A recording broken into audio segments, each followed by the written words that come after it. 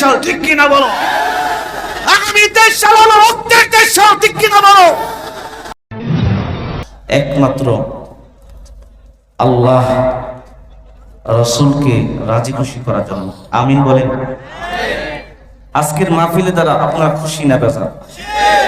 আরো জোরে বলেন, খুশি না বেজার?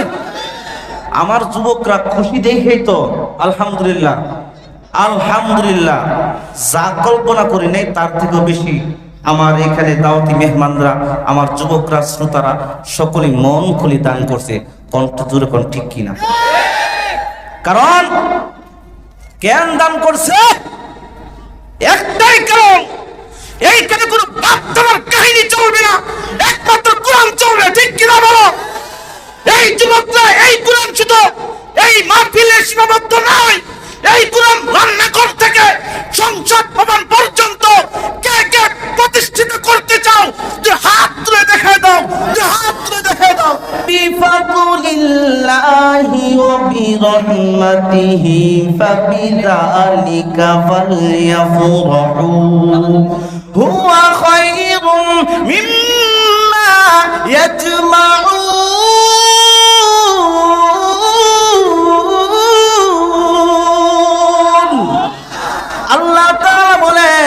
এই দুনিয়াতে যত রহমত আর যত বরকত আর যত দয়ার প্রমাণ আমি আল্লাহ দিয়েছি, জবান খুলিয়া বলো, এই আসমানটা কার দয়া?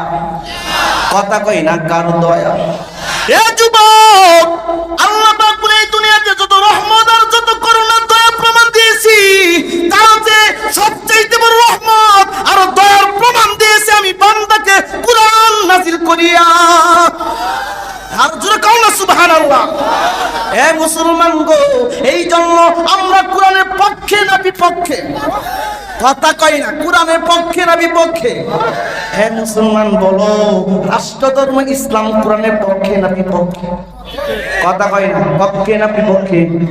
হে মুসলমানের দল, রাষ্ট্র ধর্ম ইসলাম, এই কথাটা আমার না, আমার বাবার না, এই মাহফিলের সভাপতির বাবার না, ও যুবক, কোন প্রধানমন্ত্রীর বাবার না। রাষ্ট্র ধর্ম ইসলাম এটা কোন বাপদাদা বলে নাই, কোন দলমত বলে নাই, দলমত নির্বিশেষে রাষ্ট্র ধর্ম ইসলাম আমার আল্লাহ, ঠিক কিনা বলো? হে মুসলমান গো, এই রাষ্ট্র ধর্ম ইসলামের বিরুদ্ধে যদি কেউ চোখ রাঙ্গায়া দেয়, কসম করে বলি, আমি মনিরুজ্জামান আলগনি একা নয়, হাজার যুবক আছে কল্লা কেটে দিবে, ঠিক কিনা বলো? হে মুসলমানের দল, আল্লাহর গোলাম প্রধানমন্ত্রীও এই কথা সহ্য করতে পারে না, ঠিক কিনা? পারে না দেখেই তো ওই যে টাকলা মাথা চামড়ি চুল নাই, ঠান্ডা না গরম? কথা ঠান্ডা না গরম? ওই টাকলা মুরাজ্জা রাষ্ট্রধর্ম ইসলামের বিরুদ্ধে কথা বলেছিল যুবক। এই বাংলাদেশে প্রধানমন্ত্রী এই কথা সহ্য করতে পারে না, সাথে সাথে জুতা দিয়ে খেদাইছে, দেখ তোর দল থেকে গোটা আমার, ঠিক কিনা? হে মুসলমান গো, তার দ্বারা বোঝা গেল এই দেশের সরকার আওয়ামী লীগ মুসলমান, বিএনপি মুসলমান। ও মুসলমান, সেই দল করো, ও যুবকের দল, ধর্মত নির্বিশেষে আমার একটাই স্লোগান, আমার আল্লাহ এক, নবী এক, কোরআন এক, ঠিক কিনা? এ মুসলমানের দল, আল্লাহর গোলাম, আমার নবী, মার নবী, যুবক, আল্লাহু আকবার বলো না।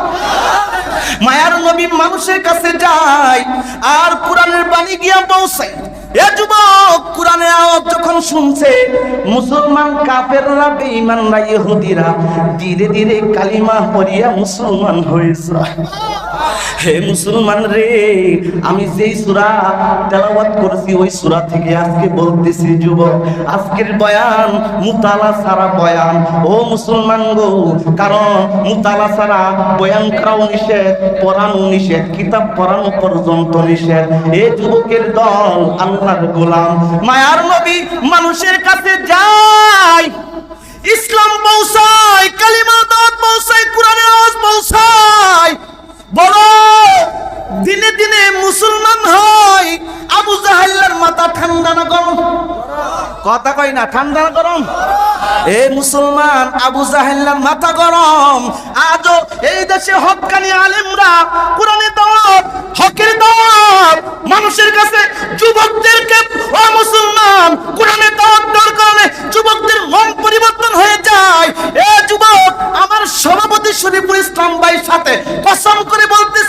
এই যে একটা যুবক আছে মিঠু, এ মুসলমান, গতকাল আমি যখন শ্রীপুর বাস স্ট্যান্ড গিয়ে নামছি, একটা যুবক আমার জড়াইয়া দইরা কয়, হুজুর গো, নতুন নগরের মসজিদে আপনি ছিলেন, ওই আমি থাকি ওই সিট বাড়িতে ভাড়া থাকি, প্রত্যেক দিন সিট বাড়ি থেকে গিয়া প্রত্যেক জুমায় বয়ান শুনতাম, ওই বয়ানটি শুনিয়া হুজুর গো আমি দাঁড়িয়ে রাখতাম না, আমি দাঁড়িয়ে রাখছি।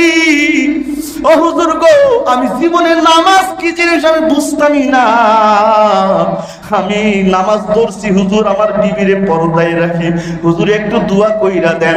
আমার সভাপতির সামনে কথা মিথ্যা বলতেছি না, আমি যুবকরে গালে হাত দিয়েছি, সাথে সাথে আমার চোখ দিয়া পানি আসছে। আল্লাহ যদি বলে রে মনিরুজ্জামান করে কি নিয়ে আসছো, আল্লাহর যদি ডাক করে মালিক জীবনে কিছু নাই, আমি সলিমুদ্দিন একটু কোরআনের কথা শুনিয়া অনেক যুবক নামাজি হইছে, দাড়িওয়ালা হইছে কি হয় না? হে যুবক, আল্লাহর গোলাম, এটা আমার কেরামতি না, হে কারিশমা কার, আর জোরে কোনায় আকর্ষণ কার? এ যুবক, বাস দিয়া এই মনিরুজ্জামান আলগনিকে ঠেকানোর ক্ষমতা নাই আল্লাহ ছাড়া, ঠিক কিনা বলো? কারণ মনিরুজ্জামান আলগনি কারো বাপ দাদার কথা বলে না, কোন মুসলমান কোন দলের কথা না, একমাত্র কোরআনের কথা, ঠিক কিনা বলো? এই মুসলমানের দল, আল্লাহর গোলাম, মায়ার নবী যখন দাওয়াত দেয়, কাফেররা চিন্তা করতেছে, রে মাথা ঠান্ডা গরম, মুহাম্মদের ধর্মীতি খালি মুসলমান বারে, কারণটা কি? ও যুবক আল্লাহর গোলাম, এমন সময় কাফেরদের একটা দল নবীর কাছে আসিয়া বলে, এ মুহাম্মদ, তুমি তো দিনে দিনে তোমার দল খালি বাড়ি করতেছ। এ মুসলমানের দল, আল্লাহর গোলাম, কাফেররা নবীকে 3টা অফার দিছে। কয়টা অফার? আরো জোরে কোন কয়টা অফার? আরো জোরে কয়টা? আওয়ামী লীগ আর বিএনপির জন্য তো 1 কাপ চা আর একটা বিড়ির জন্য 5টা কাপড় থাকে মাথায়, ঠিক কি না? আর কোনটা গো কয়টা? কাফেররা নবীকে 3টা অফার দিছে। 1 নম্বর অফার, এ মুহাম্মদ, আরবের মধ্যে সবচাইতে বড় ধনাঢ্য আমরা তোমারে বানায়া দিমু। আরবের মধ্যে যদি কোনো বড় লোক থাকে, পার্সন নাম্বার 1 সেটা তুমি হইবা। আচ্ছা, 2 নাম্বার হইল, মানুষের টাকা হইলে নারী খুঁজে কি খুঁজে না? কথা কয় না, খুঁজেনি? যার টাকা দিলে পারে, আর বউ বেশি, ঠিক কিনা? এই মিথ্যাটা বলছি না সত্য বলছি? মুসলমানের দল, কারো গায়ে লাগলে আমার কিছু করার নাই। এ মুসলমান, যার টাকা বেশি সে বউ, সুন্দরী বউ। কাফেররা কয়, মুহাম্মদ তোমার টাকা হয়েছে, এখন দরকার কি? দরকার সুন্দরী বউ। সুন্দরী বউ দরকার। এই মুহাম্মদ, এই আরবের মধ্যে যার মেয়েটা সবচাইতে বেশি সুন্দরী, সবচাইতে সুন্দর, তুমি খালি নাম বলবা, শুধু নাম বলবা, নাম পূর্ণ হবে। আল্লাহু আকবার না?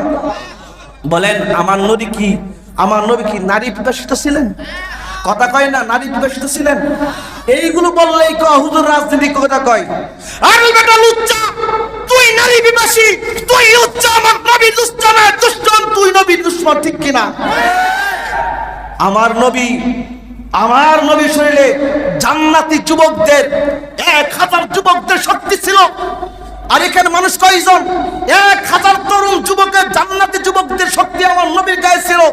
আমার নবী যদি ওই শক্তি অনুযায়ী বিবাহ করতেন, কয়টা করা লাগতো চিন্তা করো, ঠিক কিনা? কিন্তু না, মুসলমান, ও মুসলমান, যার টাকা হয় তার সুন্দরী নারী দরকার। ও মুহাম্মদ, তোমার সুন্দর নারী দিমু। আল্লাহর গোলাম, এবার নবী কয় 3 নাম্বার অফারটা কি? 3 নাম্বার অফার হইল, যার টাকা আছে, যার সুন্দরী বউ আছে, সে আমি একটু ক্ষমতাশীল হই, ঠিক কি? কথা কয় না, ঠিক কিনা? মুহাম্মদ রে,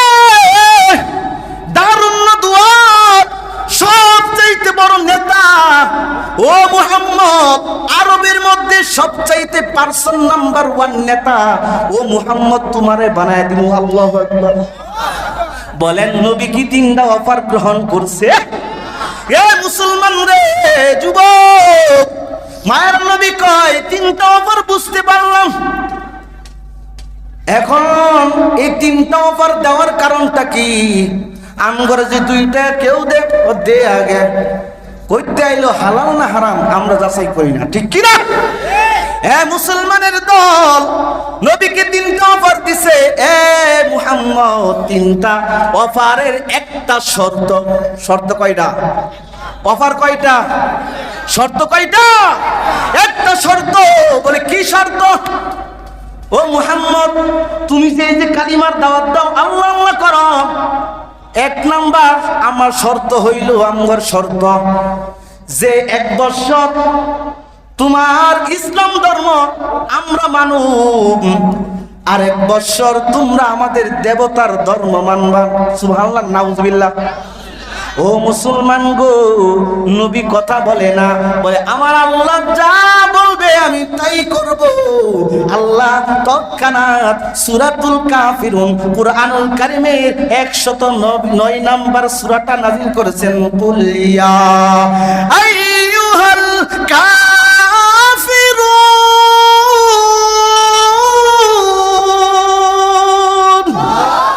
নবীকে আল্লাহ দেখতে কইয়া আইয়ুহাল কাফিরুন, ও নবী আপনি বলে দেন ইয়া আইয়ুহাল কাফিরুন, ও কাফের দলেরা, লা আ'বুদু মা তা'বুদুন, তোমরা যার ইবাদত করো, লা আ'বুদু, আমি তার ইবাদত করি না। আজরে কন্না সুবহানাল্লাহ। বলেন না মুসলমান হিন্দুরা গিয়া ওই মূর্তিতে সাজদা দেয়, আর মুসলমানও মাটিতে সাজদা দেয়। বলো এক সাজদা কি এক নাকি? কথা কয় না এক নাকি? ও মুসলমানের দল, আল্লাহর গোলাম, আল্লাহ তাআলা শেষ পর্যন্তে নবীর উপর আয়াত নাযিল করে বলে লাকুম দীনুকুম ওয়ালিয়া দীন।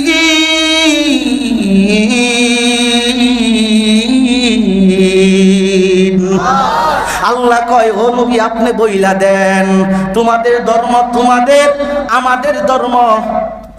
কথা কয় না আমাদের ধর্ম। ও মুসলমান গো, লাকুম দীনুকুম ওয়ালিয়া দীন, কেউ রাগ করবেন না। আমার দেশের নেতারা এই আয়াতের বিষয়ে তারা পিএইচডি অর্জন করে ফেলছে, ঠিক কি না? লাকুম দীনুকুম ওয়ালিয়া দীন কয় আর মাইক ফাইলে কয় বুখারী হাদিস। এটা কি বুখারী হাদিস? লাকুম দীনুকুম ওয়ালিয়া দীন সূরাতুল কাফিরুন কুরআনুল কারীমে 114টা সূরা আছে, তার মধ্যে 109 নাম্বার সূরা লাস্টের আয়াত লাকুম দীনুকুম। কথা কয় না লাকুম দীনুকুম, শেষ আয়াত আল্লাহ কয় না না তোমার ধর্ম তোমাদের, ও মুসলমান তার ধর্ম তাদের। ও মুসলমান আল্লাহ বুঝাইতেছে না না না না, ধর্ম যার যার, উৎসব সবার না, ধর্ম যার যার, উৎসব। কথা কয় না ধর্ম যার যার, উৎসব। এ মুসলমান আল্লাহ কয়, নবী কয়, আল্লাহ কয় ধর্ম যার যার, উৎসব তার তার। বলছে কে? এখন এই কথা বলছেন কে? আল্লাহর কথা যদি কেউ একটা পার্লামেন্ট না সারা বিশ্বের পার্লামেন্ট মিলিয়ে যদি কয় যে ধর্ম যার যার, উৎসব সবার, এটা মানা যাবে? ওই যুবককে কয় মানা যাবে? কেন মানা যাবে না?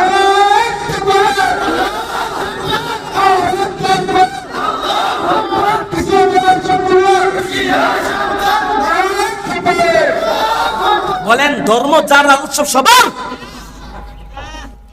কেমনে হয়? এটা তোমার শেষ হয় না? এটা বলতে পারো না? চাকরি যার যার, বেতন সবার, এটা কেউ মানবো? কথা কয় মানবে না কেউ? বিয়া যার যার, বউ সবার, মানবো? ও নিজের বেলা শুনলো না, আরেকজনের বেলা কানাও না, তাহলে কেমন হইব? সবকিছু মানতে হইব, ঠিক কি না?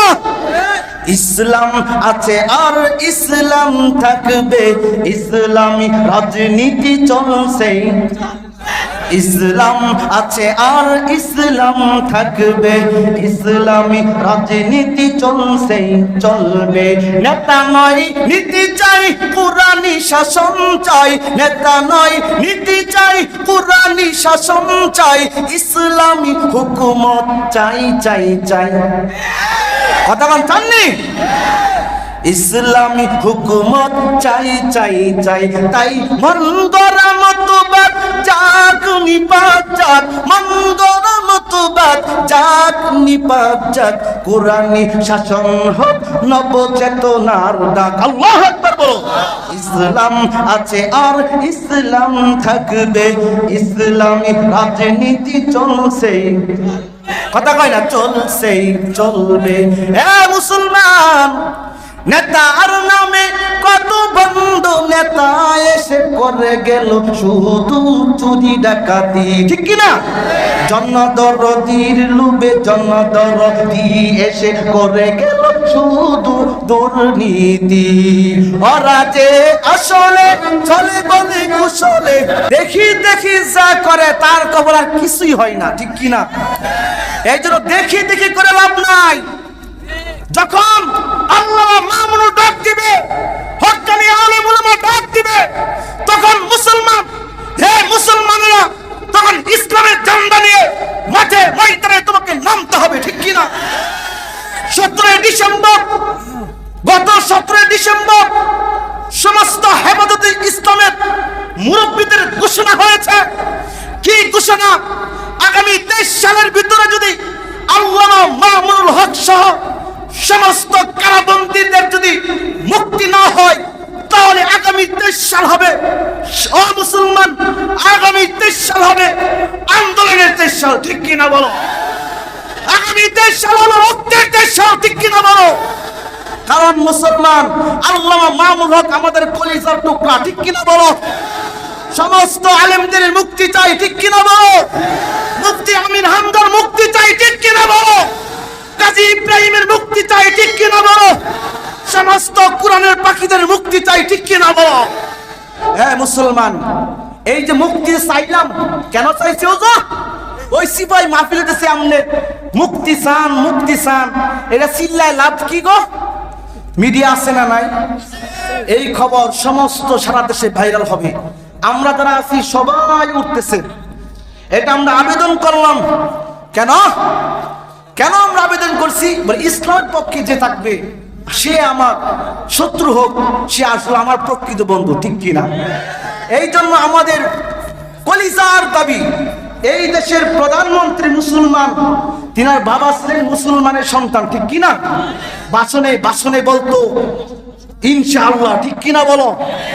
সেই কলিজার টুকরা মেয়ে সন্তান, তিনার কাছে আমরা অনুরোধ আবেদন করতেছি, আল্লামা মামুনুল হক সহ সমস্ত কারাবন্দী আলেমদের মুক্তির ফায়সালা করে দেন, আমিন।